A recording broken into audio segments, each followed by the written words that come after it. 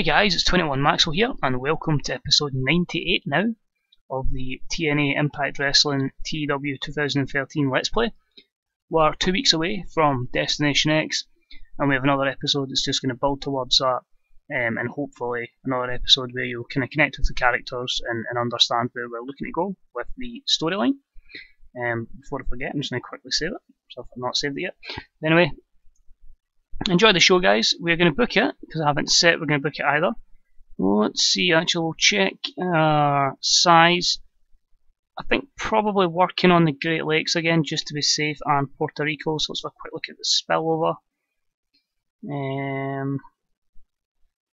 I'd probably say, just to be on the safe side, just try the Tri-State again, because you work in Puerto Rico, you're working with Spanish language as well. So we'll go Tri-State again. And I wouldn't be surprised if it's actually in the same place as the last time, in Hershey. Right, we'll just quickly scroll this down. I think 23,000 is about enough. 13 to 16. We could put the Barclays Centre or the Bryce Jordan Centre. I'm going to go down to 12,000, and you'll see there you can get the Petersons for 40k less, and we'll probably get that attendance. So we'll go with that in Pittsburgh, Pennsylvania, and hopefully get a good attendance there. I'd love to try other places, but you know, with the wrestling industry still really high here, compare it to how bad it is in Canada and Mexico, average in the UK, pretty decent in Japan, but obviously language permits there, Europe, so and so, and we've actually deactivated Australia. Well, no real harms in Australia anyway in this game. So anyway, that is the show we've got forward for you today, guys. Say, hopefully it makes a lot of sense, and hopefully you can see the direction I'm hoping to go with Destination X. So here we go. It's Impact Wrestling. Enjoy the show. So we get a full sellout, which is ideal. 12,508 at the Peterson's Event Arena, Peterson's Event Centre. In a match that had some good action and average heat, Bobby Lashley defeated Paul Burchill in 6:49 by pinfall with a spear. 67 C+. Basically another match to put, bring Lashley back to the fold. We haven't really had any plans for him, but we should start using him again. So it gets him the win here. I will eventually, as I keep saying, take Burchill off, but he's got no plans for the moment with him and Brooks, so that's never been touched. But he does a good job in his jobber role for Lashley.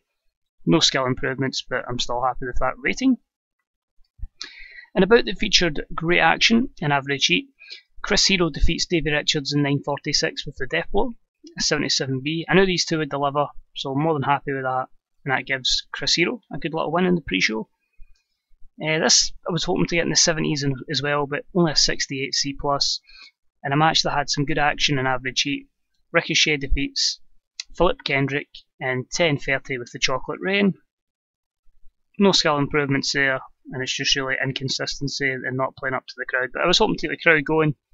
But at the end of the day, it is a pre-show, so it doesn't overly matter. And now we kick on with the actual episode of Impact Wrestling. So we start off with the World Champion CM Punk hitting the ring for the first time in a while. So last week, unfortunately, couldn't defy the odds, and I now have to defend my championship in a triple threat match at Destination X. While I'm not pleased, I guess I'll have to deal with it. However, Kurt Angle, you son of a bitch, I'm far from finished with you. Get your ass out here, Kurt. Kurt Angle's theme music plays, and their general manager joins us on the ramp. Punk, accept the fact. We're taking your championship from you, and you will like it, and you must accept your fate. I wouldn't worry about me. You've got Ibushi and Nakamura to worry about, and tonight, you'll face both of them again. However, this week, you can have a partner. That's if you can find one. So we're setting up for a tag team match in our main event, possibly, if Punk can get a tag team partner, which we'll see him take on Ibushi and Nakamura. 84B plus there, great segment to start the show. Punk came across well, and the storyline continues, so that's fine. Our opening contest, in a match that had some good action and not much in the way of heat, Jeff Hardy and Angelina Love defeat Rhett Titus and Madison Rayne in 7:31, when Jeff Hardy defeated Rhett Titus by pinfall with a Swanton Bomb. Solid 66 C+, which actually helped having knockouts in compared to the straight up matches between Titus and Hardy. Continues the storyline between, obviously, Titus, Madison Rayne and Jeff Hardy. It gives Angelina Love more momentum, and Jeff Hardy improves his performance skills, so not bad for a wee opener. We then cut backstage to Roddy Piper, who is with the TNA Central Champion Drew Galloway. So we have it in good authority that Brian Cage has challenged Drew Galloway for the TNA Central Championship. Cage, really? What did this joker ever do to get an opportunity to Drew in his title? Drew then says, Cage, I don't know who you think you are, but I'm Drew Galloway. I'm Scotland's best wrestler. I'm the greatest wrestler from Scotland. Hell, I'm the best wrestler in TNA Impact Wrestling, and you are nowhere near my standard, and I will prove that to you tonight. And that's all we put in that segment, yep. 67C+, and it's just getting Drew over as he prepares to defend his championship. The match itself had some good action, but not much in the way of heat. Drew Galloway defeated Brian Cage in 7:40 with the move. That's not great punctuation, but the move. After Roddy Piper interfered, Drew Galloway makes defence number 1 of his TNA Central Championship title. 69C+, not bad considering Brian Cage was off his game, so that maybe took it up to a B-. But overall happy with that, and it gets Drew a nice little title defence, so that's ideal for the future. In a match that had some good action and average heat, Rocky Romero defeats Bram in 7:49 by pinfall. 82B, simple match here, keeps Rocky Romero fresh and winning. I was hoping it, losing in a good match would kind of elevate Bram a little bit until we can work him into plans. So more than happy with that. Only negatives for holding back, which you're going to get on the TV show. An extremely short match, Samoa Joe defeats the Amazing Red in 5:02 with a muscle buster. 66C+, so that actually scores better than half his main event matches. But Samoa Joe's improving performance skills does its job as it's about to tell a story, which is, of course, after I've done it wrong. I put Amazing Kong in. I don't believe it, no! So I've put the wrong person in despite having the text right. Basically, Samoa Joe continues his beatdown on Amazing Red, not Awesome Kong, or Amazing Kong, and Chris Hero makes the save and sends Joe to the back. So basically on television it's had Joe beating up Awesome Kong, which would be strange, but it really should have been Amazing Red. 86, C- anyway, and you get the idea of what I was hoping for there, to set up a feud between Samoa Joe and Chris Hero.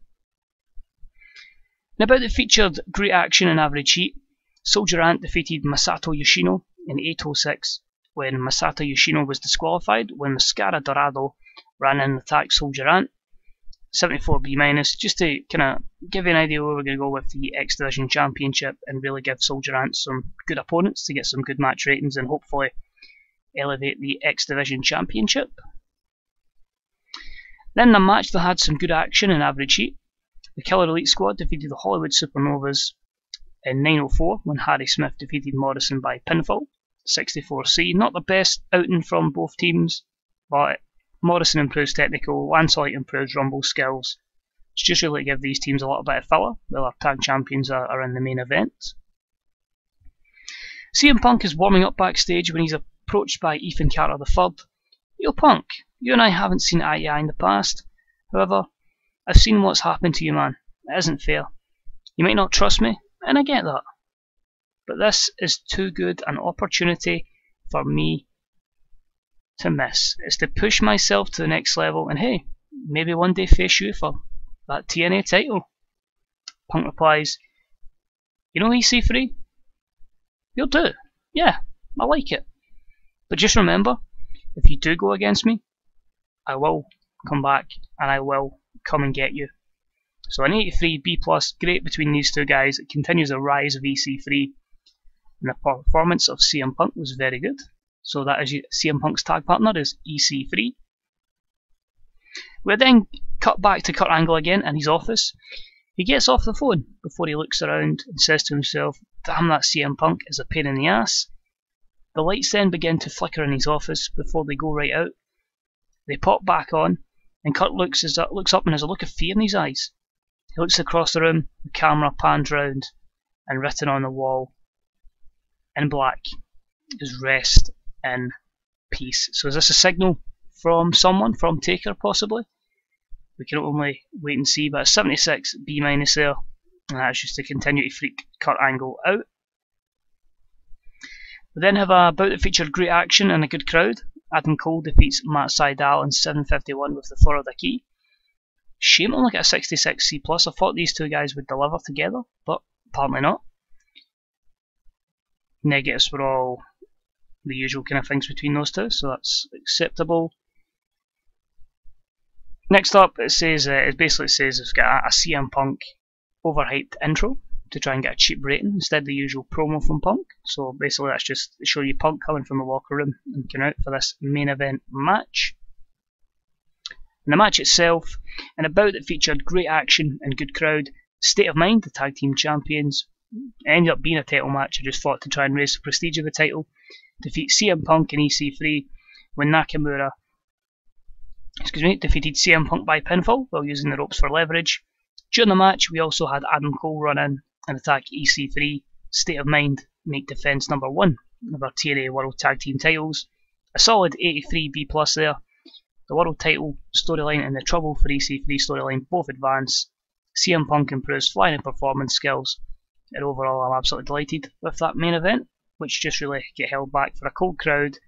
The title prestige, which we can build up over time.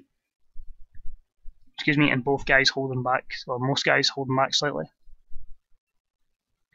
So, overall, just an 80B.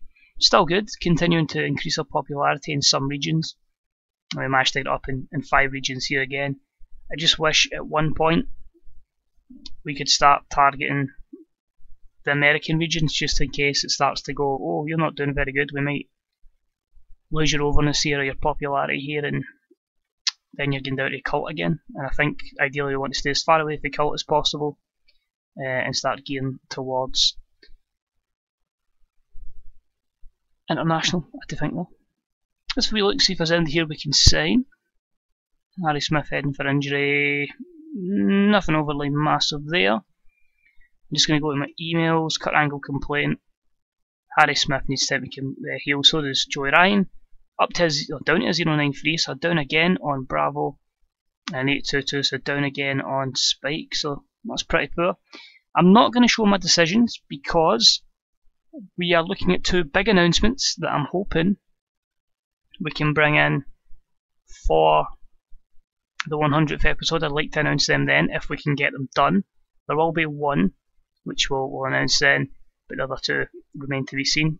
Interestingly, actually, we've dropped out the 9th ranking, and who's ahead is now? Shakira as well, or Shakara. I don't know how are these ahead is. What's their size? Probably because, yep.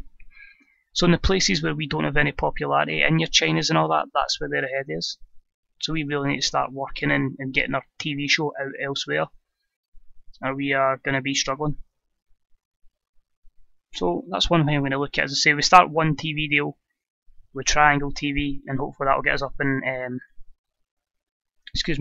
Australia, and hopefully we can start working towards other places. But anyway guys, cheers for tuning in. I hope you enjoyed it. Next week is the go home show. I hope it'll be a good show and hope we'll have a good pay-per-view for episode 100. But until next time guys, this is Twitter Maxwell. If you liked it, please leave a like. If you've got any comments, please leave them in the comments section. And until next time, see you real soon. Bye bye.